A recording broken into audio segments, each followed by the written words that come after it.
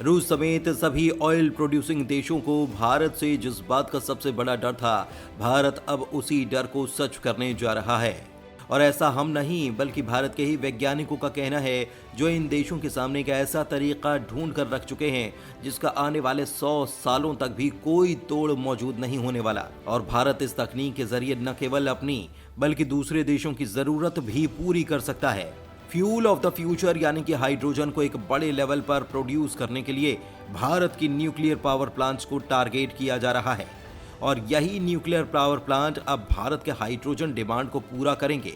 दरअसल NPCIL यानी कि nuclear power corporation of India limited की तरफ से ये जोरदार झटका दिया गया है और NPCIL रावत भाटा और तारापुर की न्यूक्लियर साइट पर हाइड्रोजन प्रोडक्शन प्लांट इंस्टॉल करने जा रही है। दोस्तों, हाइड्रोजन पावर प्लांट को ताकत देने के लिए न्यूक्लियर एनर्जी का इस्तेमाल किया जाएगा और जो भी हाइड्रोजन इन यूनिट्स में बनाई जाएगी उनका इस्तेमाल न केवल NPCIL की बिजली की जरूरत को पूरा करने में होगा, बल्कि NPCIL प्रॉफिट मॉडल के चलते इस हाइड्रोजन को बेचने का भी काम करेगी।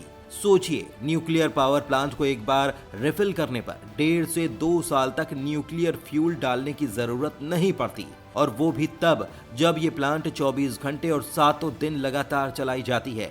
फिलहाल ये यूनिट वहीं लगाई जा रही हैं जहां से मेन ग्रिड को पावर सप्लाई होती है, लेकिन NPCIL के अधिकारियों का कहना है कि आगे चलकर हाइड्रोजन प्रोडक्शन के लिए dedicated nuclear power plant setup किया जा सकता है। भारत में कुल 22 न्यूक्लियर प्लांट आज के समय पर ऑपरेशन में हैं, जो कुल 6,780 मेगावाट इलेक्ट्रिसिटी जनरेट करते हैं और ट्रांसमिशन लॉस की वजह से इसमें से एक बड़ी मात्रा में बिजली वेस्ट हो जाती है।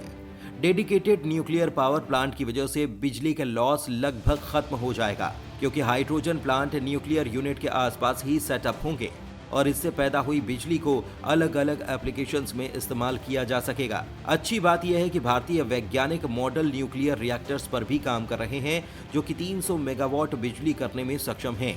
और जहां तक हमारा मानना है, आगे चलकर इन्हीं मॉडल रिएक्टर्स का इस्तेमाल बड़ी हाइड्रोजन को ताकत देने में भी होगा। आज तेल प्रोड्यूसिंग देश एक ऐसे एनर्जी भंडार पर बैठे हैं जो ज्यादा दिनों तक नहीं चलने वाला, पर आगे चलकर क्लीन और रीन्यूएबल एनर्जी ही किसी देश का फ्यूचर डिसाइड करने वाली है। यही वजह है कि भारत ने अपना ध्यान पेट्रोलिंग से हटाना शुरू कर दिया है। इनफैक्ट भारत ने यूरोप को हाइड्रोजन एक्सपोर्ट करने के लिए डिस्कशन भी शुरू कर दिया है और अगर इस डील को लेकर एग्रीमेंट साइन किया जाता है तो भारत हर साल यूरोप को 11 million metric ton green hydrogen export करेगा। और न केवल यूरोप बल्कि मलेशिया और वियतनाम जैसे देशों को भी भारत से हाइड्रोजन एक्सपोर्ट की जाएगी। टाटा, अशोक इंडियन और कमिंस जैसी कंपनी ने हाइड्रोजन इंजन के ऊपर काम शुरू कर दिया है और ऐसा हो सकता है कि NPCIL बाकी और कंपनीज की तरह आगे चलकर फ्यूल सप्लाई का काम करे। दोस्तों, सोलर पावर प्लांट से ग्रीन हाइड्रोजन प्रोड्यूस करना काफी महंगा साबित इसीलिए होता है क्योंकि इन प्लांट्स को मेंटेनेंस की रेगुलर जरूरत पड़ती है, लेकिन न्यूक्लियर पावर प्लांट के केस में ऐसा नहीं है। हालांकि मेंटेनेंस कॉस्ट के मामले में न्यूक्लियर और सोलर दोनों ही लगभग बराबर होते हैं और जल्द ही NPCIL इसका सेटअप भारत के अंदर करने वाली है, जिससे फ्यूल ऑफ द फ्यूचर को सिक्योर किया जा सकेगा। इसके अलावा भी भारत को एक बहुत बड़ा फायदा होने वाला है।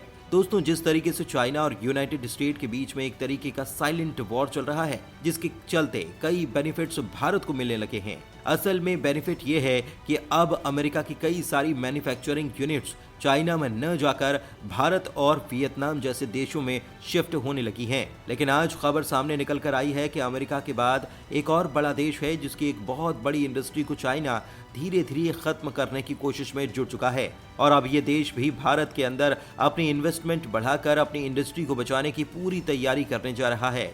दोस्तों, हम बात कर रहे हैं साउथ कोरिया की लिथियम आयन बैटरी इंडस्ट्री के बारे में, जो कि आज टॉप पोजीशन पर है।